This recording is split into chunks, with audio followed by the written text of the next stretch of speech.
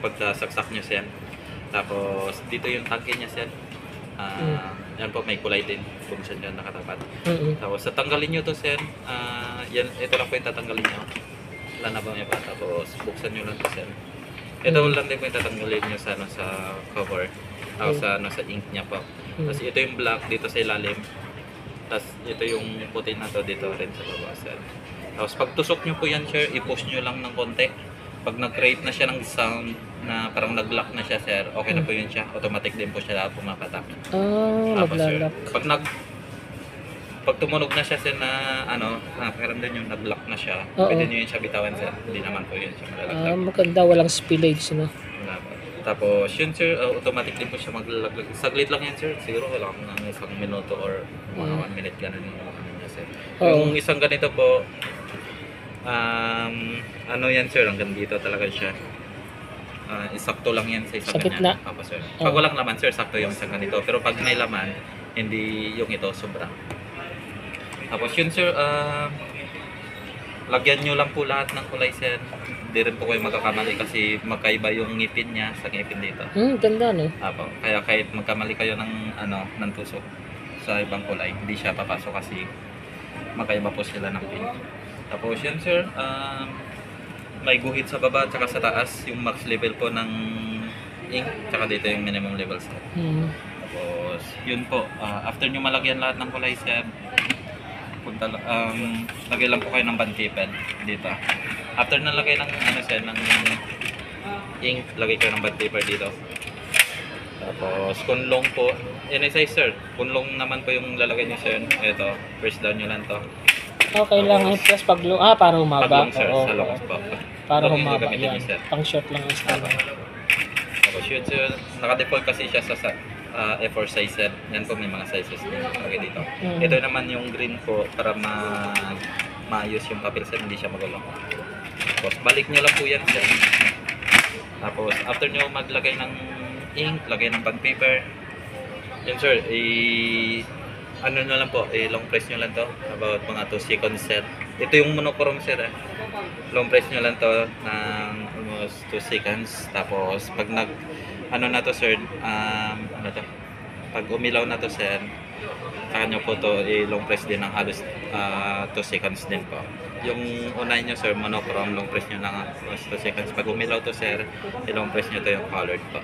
Hindi siya automatic, dapat dito muna. Kung gusto mo colored, pindutin mo na lang yan. Hindi po sir, sa initialize pa lang po yan siya. Hindi na sa initialize. So sa susunod hindi na no? Hindi na po sir. Dito na hindi na magaganyan. Basta magsalpak na lang, magprint na lang. Po sir. So sa initial lang. Tapos yun sir, sa pag-initialize, lagay ng ink, lagay ng band paper, tapos long press na almost 2 seconds. Pag umilaw to sir, long press nyo lang po to yung green, yung color niya po. Tapos pag nag-blink-blink na yan sir, tsaka ito, ayan nyo lang po. Ibig sabihin nung sir, yung ink na nilagay dito, nag-initialize pa po, tapos printer yan nyo po.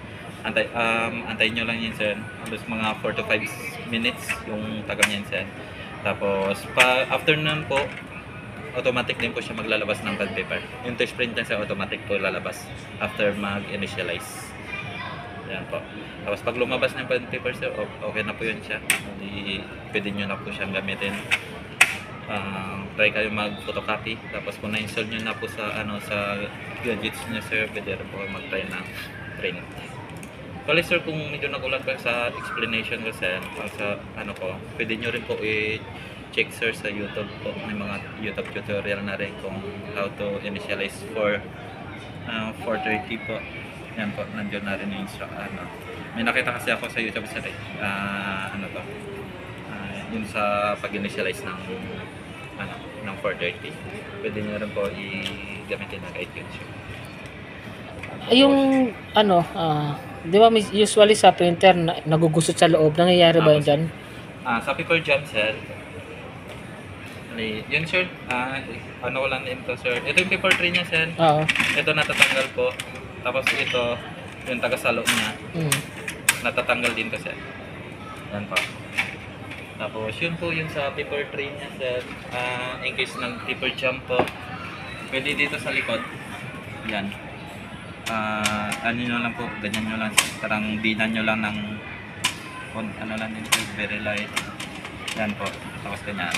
Pwede nyo yung kunin dyan yung papel sir. Pero pag halimbawa hindi po ano dyan sir, kuha, pwede rin dito. Kung may nakikita kayong green sir, ganyan nyo lang po. Yan. Nandyan po yung ano. Yan po, sir.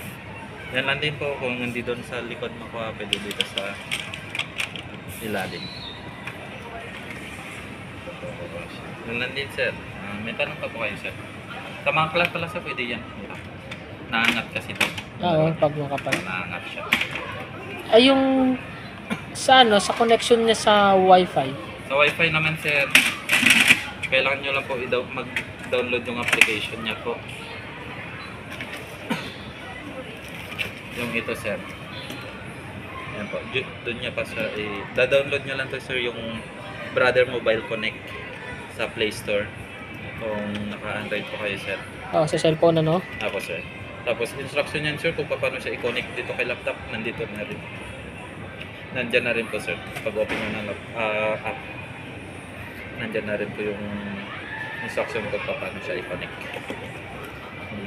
Yun na lang sir. Ano lang siya. Dapat connected sila same Wi-Fi. Same Wi-Fi. Tapos sir. Kung may PLDT kayo doon or Glow. Gamit nyo sir. Glow. Yan po. Connected lang siya. May tanong ba kayo sir? Wala pang ako naisip, pero ikaw may naisip ka ba na kailangan ko pang malaman? Okay na rin yun lahat sir. Dito na lang din pala yung ano sir. Ano to? Printer cable. Yung port niya. Yung sir printer niya. Oo. Pag ito sir, ginamit niya sir, ano lang po isa-isa lang. Yung tray niya sa likod. Hindi po siya pwedeng marami. Oo. Sa photo paper sa lang. Tapos sir. Tapos kung bibili kayo ng ink, ito po yung ink niya sir. BTD 100. Yan po. Number po ng black, lahat ng kulay sir, ito yung number niya. Kahit sabihin nyo, pabili po ng D100, kahit D100 lang po yung sabihin nyo na ink. Ano. Dito sa paper tray niya, yung kayang ilagay dito sir is 150 sheets po ng papel. Mga 80 GSM po. Oo, 80. Tapos 80 GSM po yung pinakamanipis sir, tapos pinakapal is 220 GSM po, yung pwede. Pero hanggat sa ano sir, napakabal yung papel, yung volume or yung numbers of yung papel na ilalagay niyo sir, bumabawas din. 150 sheets lang sa sir kasi dito pag 80 GSM po. Pero kung halimbawa gagamit kayo ng 100 GSM, yun po mababawasan din yung. Oo, kasi kumakapal na Pero, yun. ako sir. Pero para mag-save sir, yung sakto lang. Oo. Okay na ito sir. Okay. May okay na rin sir na. Tapos ito, di ba parang auto-connect ito pag dito inano, no? QR code mo. Hindi po yan sir, ano sir, yung ito po is para sa information sir. Sa information lang. Apo sir, in case na ito po may mga ilaw-ilaw yan sir. Pag may nag-error dyan sir, makikita nyo po dito. Information niya po. Kailangan nyo lang to i-scan. Oo. Tapos nandun na po lahat ng Instructions. instruction ng errors. Oo. Ayun po. Kano din sir?